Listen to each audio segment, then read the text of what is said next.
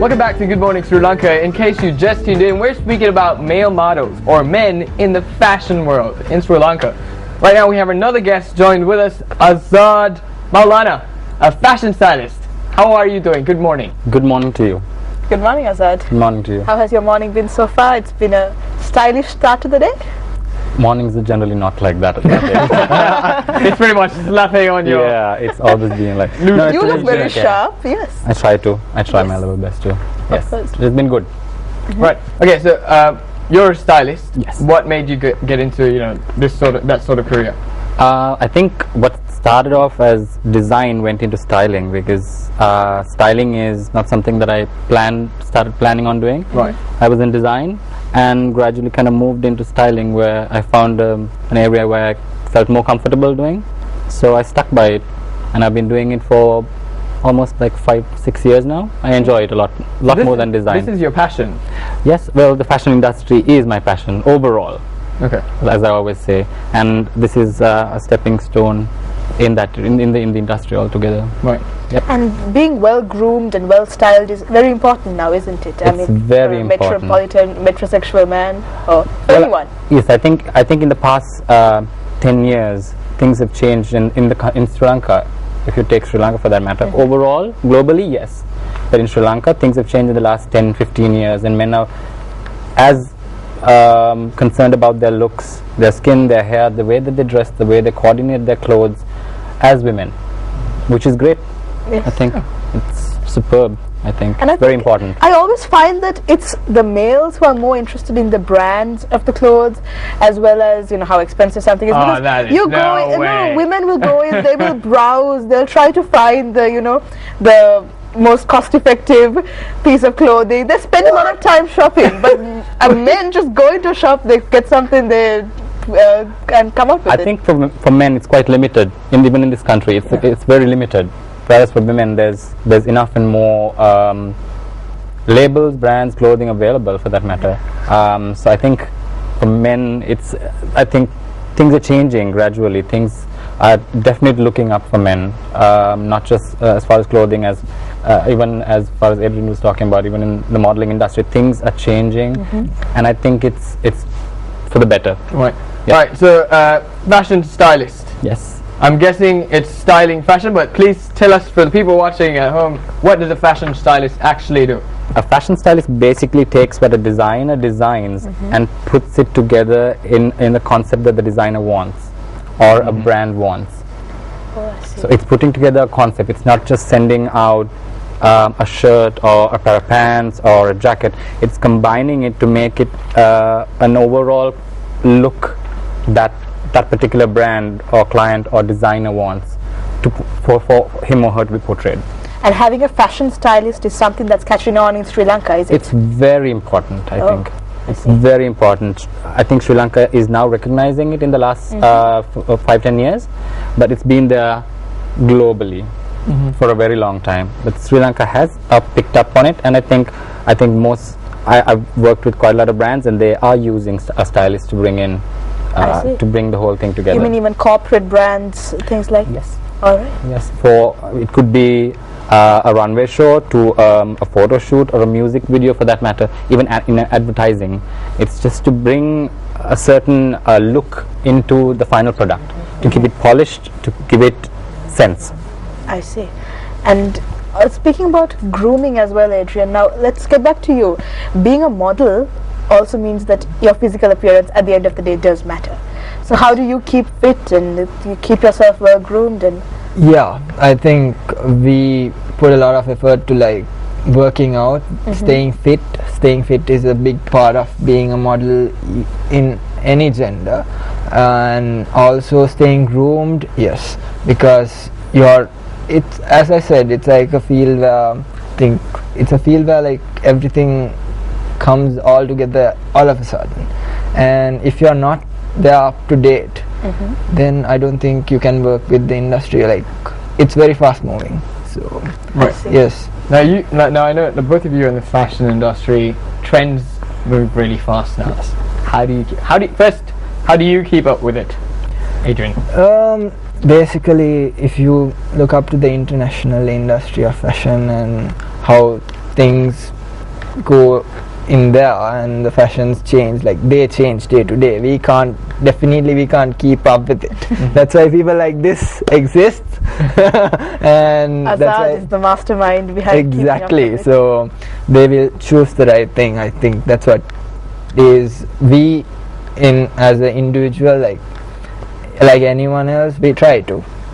So it's a lot of much more bigger understanding, but still.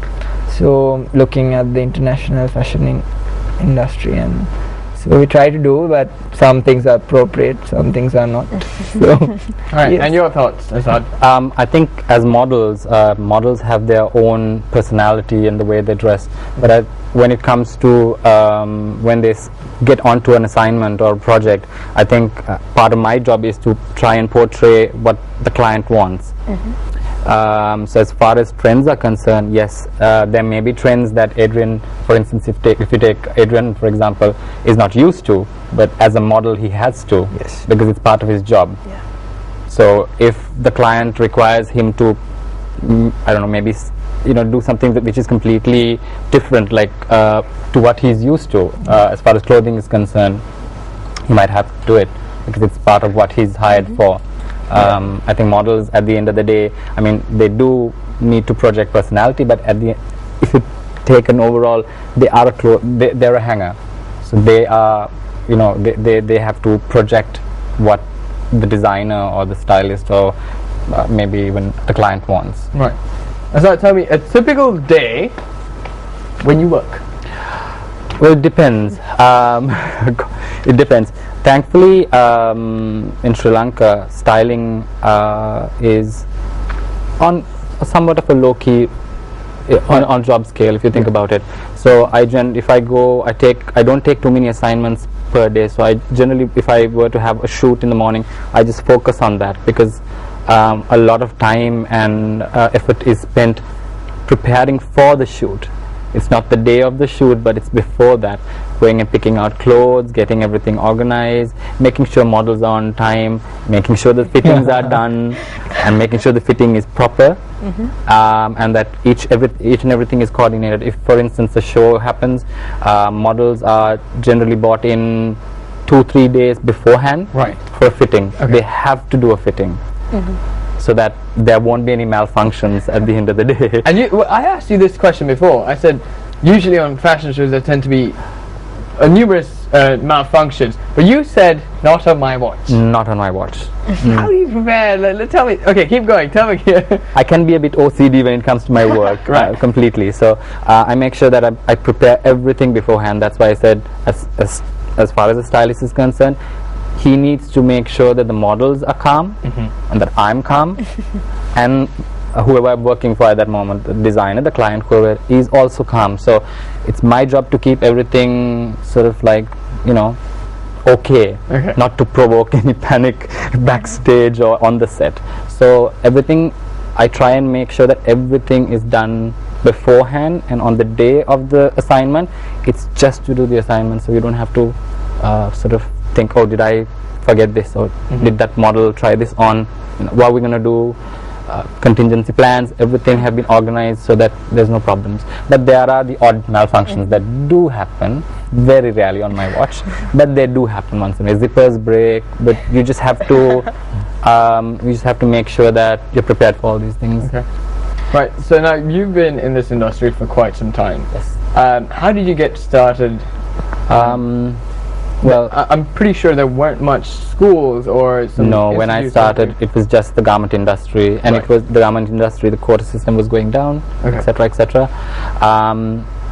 So I think I got into manufacturing because I was interested in design.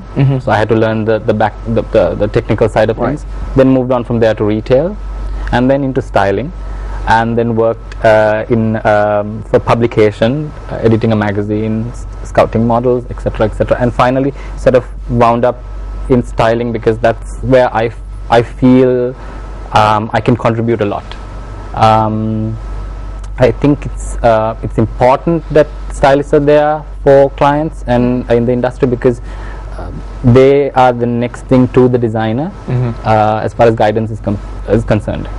Azad, as a stylist, Yes. how do you think our viewers at home can stay on top of the trends? What are the methods they can use? Because they are busy, they have their day-to-day lives as well, but they still have to know what's new in the fashion world, and how can they keep up as just a normal person living their day-to-day lives? Thankfully, everybody can sort of browse for trends right now with the click of a button. So whether they're on phone, I mean, I think people need to go online all the time. I think people, even in Sri Lanka, everything is on trend right now.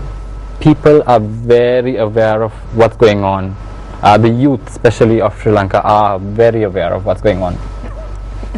They are like lot involved in the social media, and They so are. yeah, all of these trends are like revolving around all this, and there's a lot of things but they see, and it's about look and adapt it, like Yeah. try doing, like experiment. That's about, like, I think the youth is into experiments, and I think the youth now is very aware of, as They he are said, very yeah, aware. very I mean, with Facebook and MySpace and Pinterest, I mean, people are just, I think in the last year or even in the last 5 years, people have changed, the youth have changed so much in the country. And you see that when you... It's huge. I mean, Oh. even if you go out of town, the youth, the boys, the girls, not much of the girls, but the boys you see out of town, they are so on par of fashion.